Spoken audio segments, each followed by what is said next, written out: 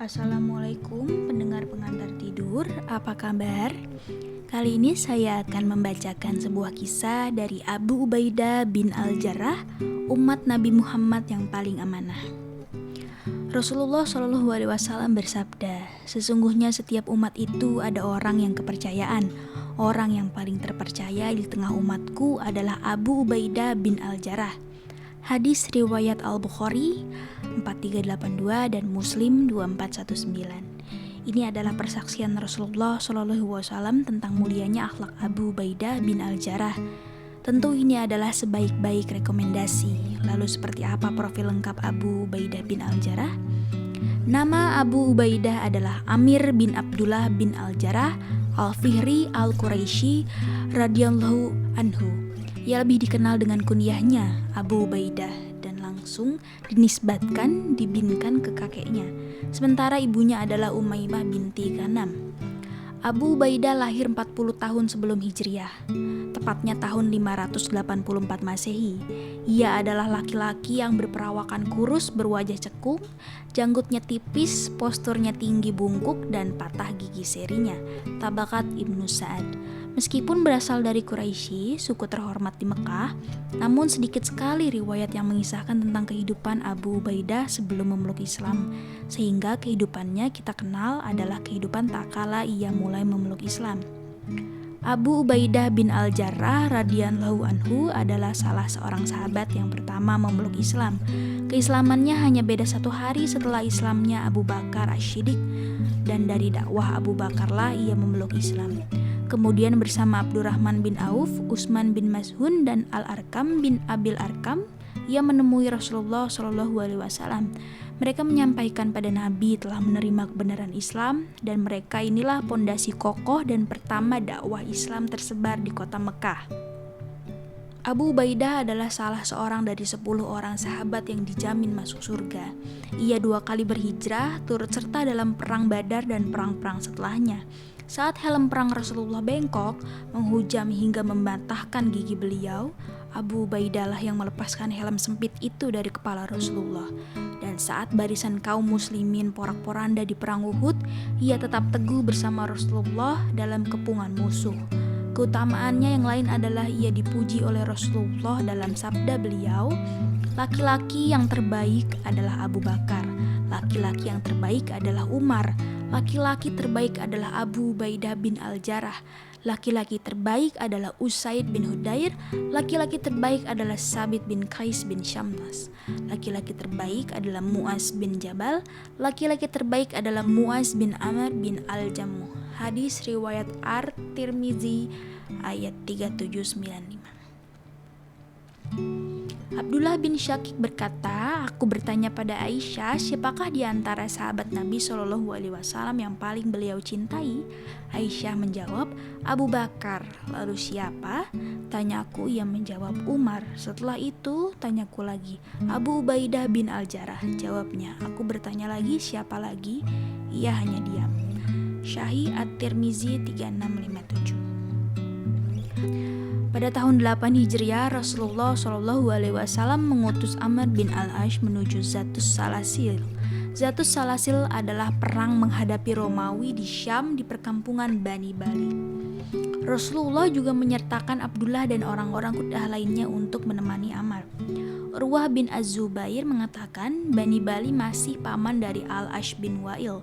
Saat tiba di sana, ia merasa takut karena jumlah musuh begitu banyak. Amr pun mengirim utusan kepada Rasulullah untuk meminta bala bantuan. Rasulullah mengerahkan generasi awal muhajirin, berangkatlah Abu Bakar, Umar, dan sejumlah pasukan lainnya dari kalangan muhajirin. Pasukan bantuan ini dipimpin oleh Abu Ubaidah bin Al-Jarrah. Musa bin Uqbah mengatakan saat mereka tiba di Amr, aku adalah pimpinan kalian karena aku meminta kepada Rasulullah pasukan bantuan. Orang-orang muhajirin berkata, engkau adalah pimpinan untuk pasukanmu, sementara Abu Ubaidah adalah pimpinan pasukan muhajirin. Amr kembali berkata, kalian ini adalah bala bantuan yang aku pinta kepada Rasulullah. Melihat kondisi seperti itu, Abu Ubaidah menunjukkan akhlak yang mulia dan kelembutan karakternya. Ia berkata, ketahuilah hai Ammar, Rasulullah SAW menjanjikan kepadaku dengan ucapan beliau, Kalau kau temui Amar, kalian berdua ditaati, dan jika engkau tidak taat padaku, sungguh aku benar-benar akan menaatimu." Lalu Abu Ubaidah menyerahkan kepemimpinan kepada Ammar bin al-Ash. Al-Baihaqi menyebutkan kisah ini sebelum penaklukan Mekah. Di antara pengasuh besar didikan Rasulullah pada Abu Ubaidah dalam permasalahan al-wala dan al-bara, terdapat kisah dalam masalah ini. Mungkin kisah ini akan sulit diterima dan dibayangkan. Di perang Badar, Abu Ubaidah bertemu dengan ayahnya di pihak musuh. Abdullah bin Syaud menceritakan ayah Abu Ubaidah menantang sang anak di perang Badar. Saat duel itu, Abu Ubaidah berhasil membuat ayahnya terpojok. Saat sang ayah sudah banyak terluka, Abu Ubaidah pun menghabisinya. Turunlah firman Allah berkaitan dengan kejadian ini. "Kamu tak akan mendapati kaum yang beriman pada Allah dan hari akhirat, saling berkasih sayang dengan orang-orang yang menentang Allah dan Rasul-Nya, sekalipun orang-orang itu bapak-bapak atau anak-anak atau saudara-saudara ataupun keluarga mereka. Mereka itulah orang-orang yang telah menanamkan keimanan dalam hati mereka dan menguatkan mereka dengan pertolongan yang datang daripadanya, dan dimasukkannya mereka ke dalam surga yang mengalir di bawahnya sungai-sungai. Mereka kekal di dalamnya. Allah ridhoi terhadap mereka dan mereka pun merasa puas terhadap limpahan rahmat-Nya. Mereka itulah golongan Allah. Ketahuilah bahwa sesungguhnya Hizbullah itu adalah golongan yang beruntung." Quran Al-Mujadilah ayat 22 diriwayatkan oleh At-Tabrani, Al-Hakim, dan Al-Baihaqi. Tentu sulit dibayangkan bagaimana bisa anak membunuh ayahnya, apalagi dengan kacamata orang-orang toleran yang tak pernah menyentuh akidah al-wala dan al-bara. Mereka akan bingung, akan berprasangka.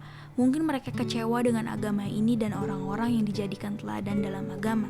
Tapi kita yang kenal al-wala dan al-bara tidak seperti itu cara pandangnya. Abu Ubaidah pun adalah seorang yang berakhlak mulia. Rasa tega dan kuat yang ia dapatkan saat berhadapan dengan sang ayah adalah spirit dari Allah. Ia tidak menimbang dengan pandangan dunia yang fana, sehingga ia berhasil keluar dari sekat dan ikatan duniawi, lalu menguatkan diri dengan ikatan akidah. Abu Ubaidah radhiyallahu anhu adalah seorang pemimpin yang amanah. Diriwayatkan oleh Al-Bukhari dari Uzaifah radhiyallahu anhu, orang-orang Najran pernah datang kepada Rasulullah seraya berkata, "Ya Rasulullah, utuslah kepada kami seseorang yang jujur dan dipercaya." Rasulullah Shallallahu Alaihi Wasallam bersabda, "Sungguh aku akan mengutus kepada kalian seseorang yang sangat jujur dan dapat dipercaya." Para sahabat merasa penasaran dan akhirnya menunggu-nunggu orang yang dimaksud oleh Rasulullah itu. Ternyata Rasulullah mengutus Abu Ubaidah bin Jarrah. Abu Ubaidah bin al-Jarrah adalah seorang yang sangat mencintai Nabi dan senantiasa membela beliau. Dalam Tabaqat Ibnu Sa'ad, Aisyah radhiyallahu anha mengisahkan, "Aku mendengar Abu Bakar berkata, saat perang Uhud wajah Rasulullah terluka, helm perang beliau bengkok menghimpit pipi beliau. Aku bersegera menuju beliau. Lalu ada seseorang dari arah timur bergerak cepat. Pada saat perang Uhud, sebuah batu dilemparkan ke wajah Nabi. Aku merasa lemparan itu begitu keras sehingga dua rantai helm beliau sendiri terputus. Aku bersegera berlari menuju Rasulullah dan kulihat seorang pria bergegas lari ke arahnya. Orang itu bergerak ke arah Rasulullah seolah-olah sedang terbang. Karena itu aku berdoa untuknya. Ya Allah, jadikanlah orang ini sebagai sarana penyebab kebahagiaan. Artinya apa yang dia lakukan harus menjadi penyebab kebahagiaan bagi Nabi dan juga bagi kita. Ketika kami mencapai Rasulullah, ternyata kulihat Abu Ubaidah bin al-Jarrah itulah yang mendahuliku. Dia berkata padaku, "Wahai Abu Bakar, kumohon padamu demi Allah biarlah aku yang mengeluarkan rantai ini dari wajah Rasulullah."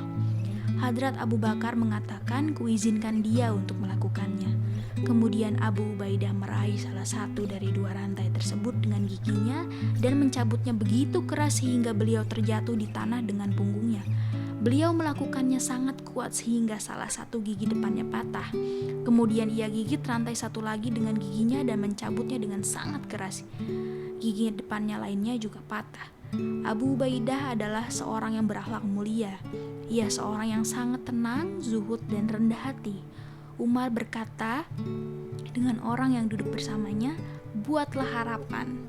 Orang-orang pun menyampaikan harapan-harapan mereka, lalu Umar berkata, "Adapun aku berharap sebuah rumah yang dipenuhi orang-orang semisal Abu Ubaidah bin Al-Jarrah." Abu Bakar pernah berkata kepada Abu Ubaidah bin Al-Jarrah, "Kemarilah, biar aku membayatmu sebagai khalifah. Sungguh aku mendengar Rasulullah SAW bersabda, setiap umat itu memiliki orang yang terpercaya, dan engkau adalah orang terpercaya umat ini." Lalu Abu Ubaidah menanggapi, "Aku tidak akan mengunggulkan diriku dengan orang yang ditunjuk oleh Rasulullah sebagai imam kami." Abu Bakar berkata pada orang-orang yang hadir di Safikah Bani Sa'idah, "Aku ridho untuk mengurusi urusan kalian salah satu dari dua orang ini." Maksudnya Umar bin Al-Khattab dan Abu Ubaidah bin Al-Jarrah. Umar bin Al-Khattab berkata, "Aku tidak akan mengubah sesuatu perkara yang telah diputuskan oleh Abu Ubaidah." Keputusan pertama yang dibuat oleh Umar bin Al-Khattab tak kala menjabat khalifah adalah menunjuk Abu Ubaidah sebagai panglima perang menggantikan Khalid bin Al-Walid. Umar berkata, "Kuwasiatkan padamu untuk bertakwa kepada Allah yang Maha Abadi, sementara selainnya fana. Dialah yang memberi petunjuk kepada kita. Kuwasiatkan padamu untuk bertakwa kepada Allah yang Maha Abadi, sementara selainnya fana. Dialah yang memberi petunjuk kepada kita, mengeluarkan kita dari kegelapan menuju cahaya. Aku telah menunjukmu menjadi panglima perang menggantikan Khalid bin Al-Walid. Atur mereka sesuai dengan wewenangmu. Jangan kau biarkan kaum muslimin terjerumus dalam kebinasaan dengan semata-mata hanya berharap rampasan perang. Jangan kau posisikan mereka di satu posisi sebelum kau periksa kondisi mereka dan mengetahui tempat yang akan mereka datangi. Jangan kau kirim pasukan kecuali dengan jumlah yang besar. Jangan sampai kau hadapan kaum muslimin pada kebinasaan. Kalau kau lakukan itu, kau telah menimpakan musibah untukmu, demikian juga untukku. Tundukkan pandanganmu dari dunia dan palingkan hatimu darinya. Waspadalah, jangan sampai engkau binasa seperti binasanya umat-umat sebelummu, padahal engkau telah tahu kekekalan mereka." Tariq At-Tabari ayat 3434. Saat Umar mencopot Khalid radhiyallahu anhu dari jabatan panglima pasukan, ia menunjuk Abu Ubaidah sebagai suksesornya. Lalu Khalid berkata kepada pasukan, "Kalian dikirimi seseorang yang terpercaya umat ini." Abu Ubaidah menanggapi, "Aku mendengar Rasulullah SAW bersabda, Khalid adalah perang di antara pedang-pedang Allah Azza wa Jalla dan sebaik-baiknya pemuda di suatu kaum." Hadis riwayat Ahmad ayat 16220. Saat terjadi perbedaan pendapat antara Muhajirin dan Ansyar tentang siapa yang memimpin setelah Rasulullah, Abu Ubaidah mengucapkan satu kalimat yang menyatukan. Ia berkata, "Wahai orang-orang Ansyar, kalian adalah yang pertama menolong dan membantu. Karena itu jangan sampai kalian menjadi yang pertama berubah." Dalam satu peperangan, ia berpidato membakar semangat pasukannya dengan mengatakan, "Ibadahlah, tolonglah agama Allah. Pasti Allah akan tolong kalian. Allah akan meneguhkan kaki kalian. Ibadahlah, bersabarlah, karena kesabaran adalah jalan selamat dari kekufuran, ridho dari Allah, keselamatan dari ketergelinciran. Jangan tinggalkan barisan, jangan berikan musuh peluang, jangan mulai duluan berperang. Siapkan dulu pasukan pemanah, kita berlindung dulu di balik tameng, jangan banyak bicara kecuali zikir kepada Allah Azza wa Jalla, hingga Allah sempurnakan urusan kita ini insya Allah." Penyebab wafatnya Abu Ubaidah bin Al-Jarrah adalah wabah taun yang melanda negeri Syam, tepatnya di masa pemerintahan Umar bin Al-Khattab. Dan Nabi SAW mengabarkan siapa yang wafat karena penyakit ini, ia seorang syahid. Kemudian ia juga wafat fi sabilillah. Ia menggabungkan dua keutamaan dari Abu Hurairah.